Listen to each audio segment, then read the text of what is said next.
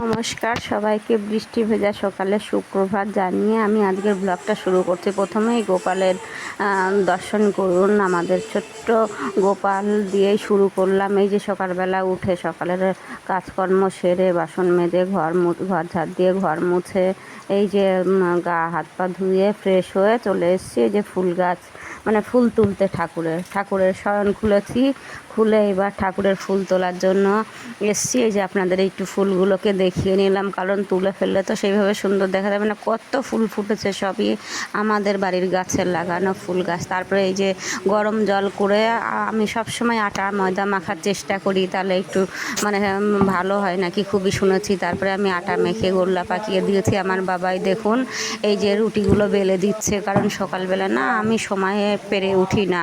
সকালবেলা ডিউটি রান্না করতে হয় তো আমার সে আর কি স্বামীজির।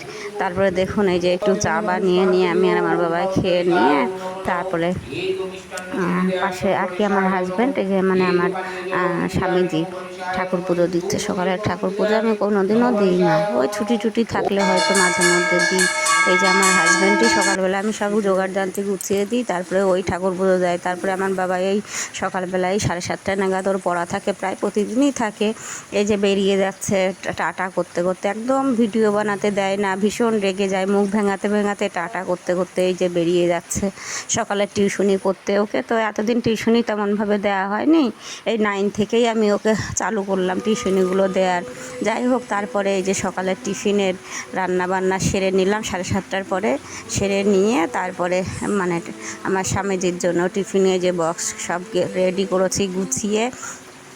কি তাড়াহুড়ো লেগে যায়, হুড়োহুড়ি করে এই যে 2 রকম টিফিন দিই, একটু গিয়ে খায় তার জন্য একটু সামান্য 2টো করে রুটি দিয়ে দিই, তারপরে আবার একটু পারলে ভাতও দিই।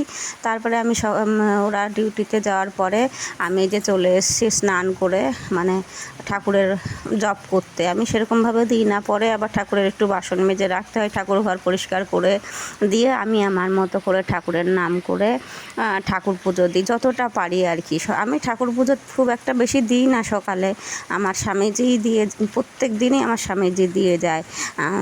কিন্তু আমি কি করি, সব কাজকর্ম সেরে টেরে আবার ভালো করে স্নান করে আমি আমার মতো করে ঠাকুরের ঘর মুছে ঠাকুরের বাসন মেজে ঠাকুরের আবার জল তুলে রাখি, কারণ আবার নেক্সট টাইম ঠাকুর পুজো দিতে হয়। সন্ধ্যাবেলা ঠাকুর পুজো, গোপাল আছে তো গোপালকে 3 বেলা দিতে হয়।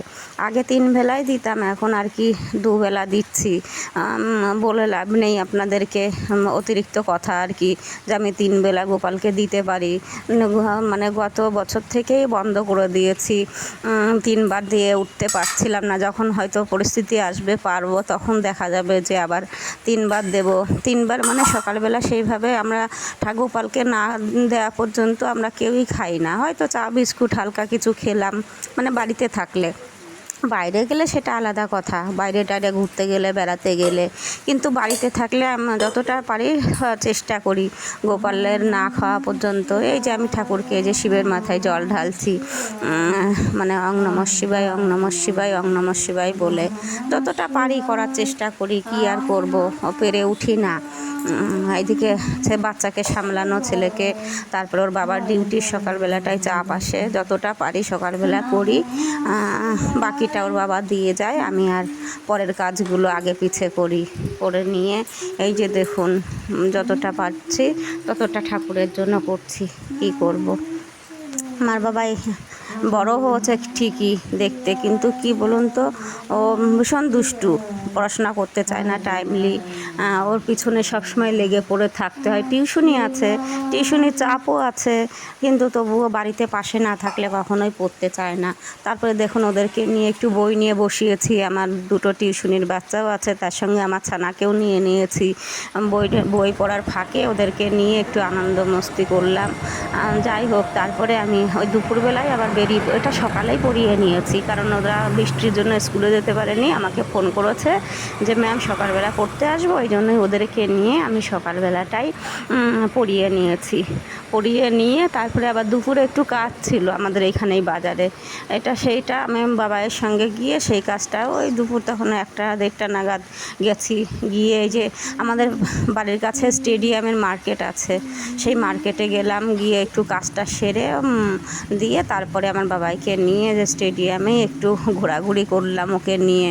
এই যে ও সাইকেল চালাচ্ছে, ভীষণ দুষ্টু, ভিডিও বানাতে দেয় না, মুখ ভেঙাতে থাকে। সব আপনারা দেখুন। তারপরে দাঁড়িয়ে দাঁড়িয়ে একটু বললাম আয় বাবা একটু তুলি, দুষ্টুমি করছে। দিয়ে তারপরে ওর সঙ্গে ফটো টটো তুলে নিয়ে এই যে দাঁড়িয়ে রয়েছে, এটা খাবো ওটা খাবো। খেয়ে একটা আইসক্রিম কিনে দিয়েছে, আইসক্রিম কিনে নিয়ে, বেশি দামের খাবে না, ওই বায়না আর কি। আইসক্রিম খেতে খেতে তারপরে আমরা দুজন বাড়ি চলে এসেছি। তারপরে দেখুন আবার সন্ধ্যাবেলা বায়না, চলো মা একটু বাইরে যাই, ওকে নিয়ে আবার একটু ওর পড়াশোনার জিনিসগুলো কিনতে গেছি। মানে আমাদের এখানেই বাজারে গিয়ে সেখানে একটা মানে ফিস্ট ফাস্ট বলে একটা দোকান আছে। তেমন ও বাইরের খাবার ওকে দিই না, বায়না করে কিন্তু খুব কম, রেয়ার আর কি। দিয়ে যে এখানে একটু চাউমিনের অর্ডার দেওয়া হয়েছে, ও বাড়িতে এনে খাবে, দোকানে বসে খাবে না, একা কোনো জিনিসই ও খায় না, সেটা সবাই মিলে ভাগ করে খাবে। এই যে বাড়িতে নিয়ে এসেছি, বাড়িতে নিয়ে এসে এই যে এখন এনে সবাই মিলে এই যে ভাগ করে খেয়ে এই যে আজকের মতো এইখানেই টাটা, গুড নাইট। সবাই মিলে ভালো থাকবেন, টাটা, গুড নাইট আর একবার বলে শেষ করছি।